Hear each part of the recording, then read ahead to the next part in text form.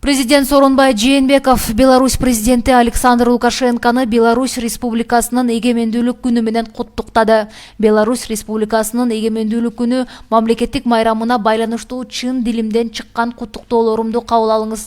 Сиздин акылдуу жетекчилигиңиз астында Беларуста мамлекеттүүлүктү бекемдөөгө жана элдин бакубатчылыгы жогорулатууга багытталган маанилүү социалдык экономикалык реформалар жүргүзүлүүдө. Кыргыз Республикасы эки тараптуу форматтагы өз ара пайдалуу кызматташтыкты бекемдөөгө, ошондой эле ЯЭП ЖКК КМШ алкагында көп тараптуу мындан аркы өз ара аракеттешүүгө өзгөчө маани берет. Биздин өлкөлөр жана элдер ортосундагы ири потенциалды ишке ашыруу үчүн ишенимдүү жана конструктивдүү алакалар негиз болооруна ишенем деп белгиленет куттуктоо телеграммасында. Сооронбай Жээнбеков Александр Лукашенкого чың ден соолук, бакты таалай жана бакубатчылык, ал эми жалпы Беларусь элине тынчтык жана өсүп өнүгүүнү каалады.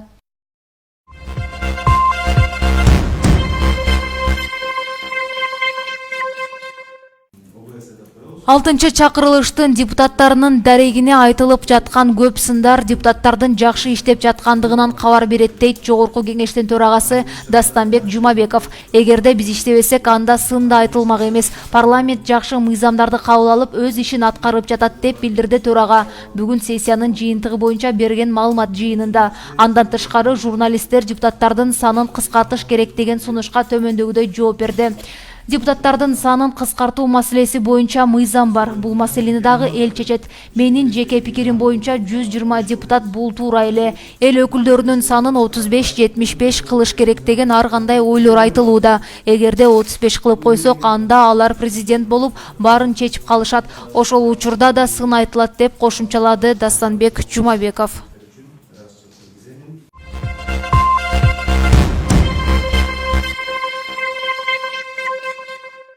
Учурда Атамбаевдин тарапташтары медиа форумдун алдына чогулуп жатат. Митингге чыккандар эски элита кетсин, жаңы элиталар келсин деген ураандарды колдоруна көтөрүп чыгышты. Акыркы маалыматтар боюнча тынчтык митингге 300 киши катышууда. Буга Атамбаев өзү дагы катышаары айтылган. Буга чейин Атамбаевдин тарапташтары Кой Таштагы үйүнөн бата кылышып, Бишкекти көздөй жол алышкан болчу.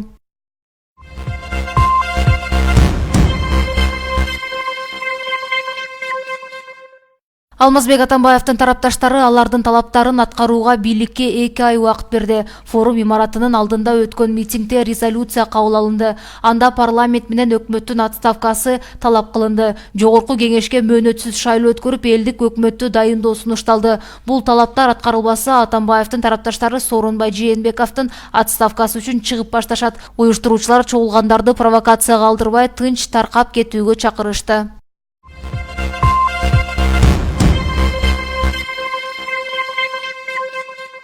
Алмазбек Атамбаев парламенттин таркалышын колдойт. Бул тууралуу ал форумдагы митингде айтты. Ал азыркы жогорку кеңеш менен өкмөттүн алсыздыгын белгиледи. Бул чимкирик парламент кетиши керек. Муканды дагы билем, бирок ал да иштебей жатат дейт ал.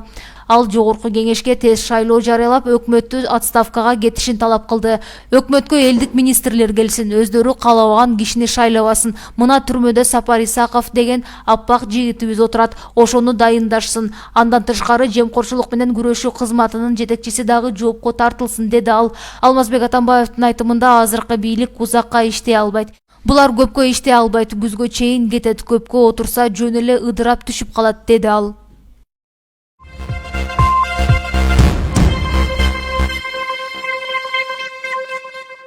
Бүгүн 3-июлда өкмөттүн Чүй облусундагы ыйгарым укуктуу өкүлү Алтынбек Намазалиев Көкөмерен суусуна түшүп кеткен аппарат жетекчиси Молдакун Абдылдаевдин унаасын издеп табуу иштери боюнча тиешелүү тараптар менен чукул жыйналыш өткөрдү. Облус башчысы Абдылдаевдин жакындарына терең кайгыруу менен көңүл айтып, оор жоготуу болгондугун белгиледи.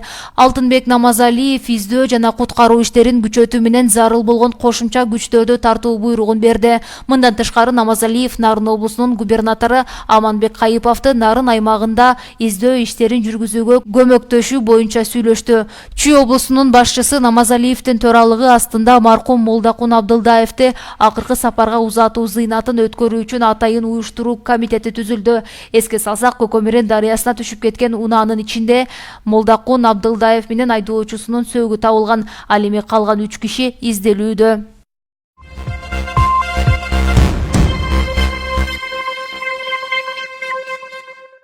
Премьер-министр Мухаммедкалый Абылгазиев ички иштер министри Кашкар Жунушалиевке Бишкек шаарынын борборунда Нигерия жаранын сабаган күнөөлүүнү кыска мөөнөттө табууну тапшырды. Бул тууралуу өкмөттүн аппаратынын маалыматтык камсыздоо бөлүмү билдирет. Мындан тышкары жабыр тарткан Нигерия жаранынын ден соолугун өзгөчө көзөмөлгө алып, медициналык жардам көрсөтүүнү саламаттык сактоо министрлигине буйруду. Эске салсак, 2-июлда Бишкектеги Айчүрөк соода борборунун жанында чет элдик жаран каттуу сабалып комага түшкөн. Сабалган адам учурда ооруканада жатат. Белгилүү болгондой, жабыркаган жаран Бишкектеги Кембридж мектебинде сабак берет. Вызвали. Вот эта камера работает, да? Да, работает. Это кто-то ударил, что ли? Да, он ударил.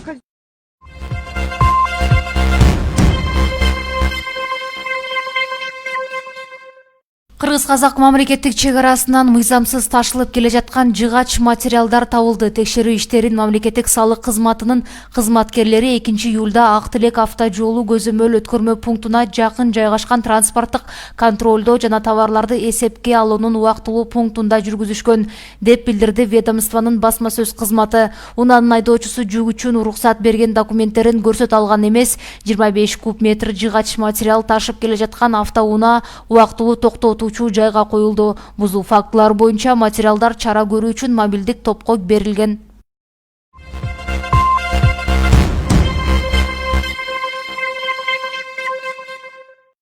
Нарын облусунун Кочкор районунда орто мектепти бүтүрүүчүлөргө айрым аттестаттар ката жазылып берилген. Бүтүрүүчүлөрдүн биринин аттестатынын сүрөтү социалдык тармактарга жарыяланды. Анда орус тилинде жазылган бетинде «Окончила среднюю школу» деп турат. Билим берүү жана илим министрлиги Кочкор районунда 10 аттестатка ката жазылганын моюндап, алар алмаштырыларын билдирди. Эске салсак, буга чейин дагы жөнүндө деген сөздөгү «н» тамгасы «ң» болуп жазылган ката аттестаттар берилген болчу. Бул үчүн жогорку кеңеште бир топ депутаттар министр Гүлмира Кудайбердиеванын ишин сындашкан.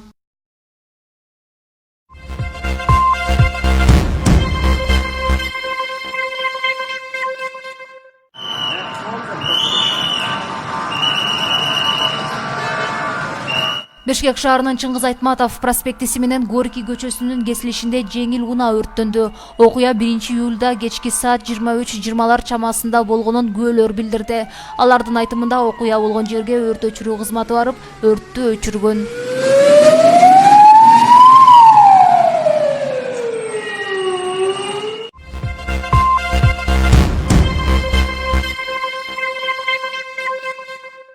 Эки миң 17 жылдын август айынан бери зордуктоо фактысы боюнча издөөдө жүргөн 25 жаштагы МУ аттуу Лейлек районунун тургуну Россиядан кармалды. Бул тууралуу Баткен облустук ички иштер башкармалыгынын басма сөз кызматы билдирет. Маалыматка ылайык, июнь айында ал Кыргызстанга алынып келинген. Учурда тергөө иштери жүрүп жатат.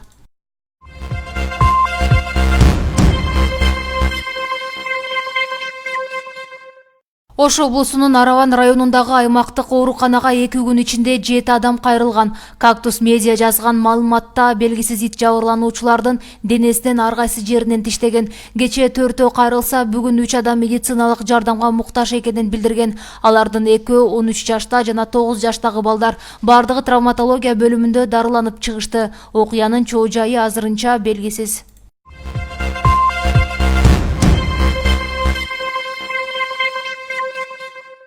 Казакстандын Арыш шаарындагы октары сакталган кампадагы жарылууга байланыштуу козголгон кылмыш ишине байланыштуу 100дөн ашык адам суралды. Бул тууралуу коңшу өлкөнүн маалымат булактары жазды. Маалыматка караганда, жарылуунун себеби азырынча так аныкталган эмес. Мында өрт коопсуздугунун эрежесин бузуу, электр тогу, тез жабыртоочу буюм тайымдардын күйүшү, ошондой эле шалаакылык өңдүү бир канча божомол каралып жатканы айтылат. Ал эми жооптуу кызматкерлерге укуктук баа иликтөөнүн жыйынтыгы менен берилет. Эске салсак, 24 июнда Казакстандын Арыш шаарындагы жарылуу болуп, анын кесепетинен 3 адам набыт болуп, 10дон ашуун жаран-жарадар болгон. Ошондой эле аталган шаардагы турак жайдын 85% жакыны жабыркаган.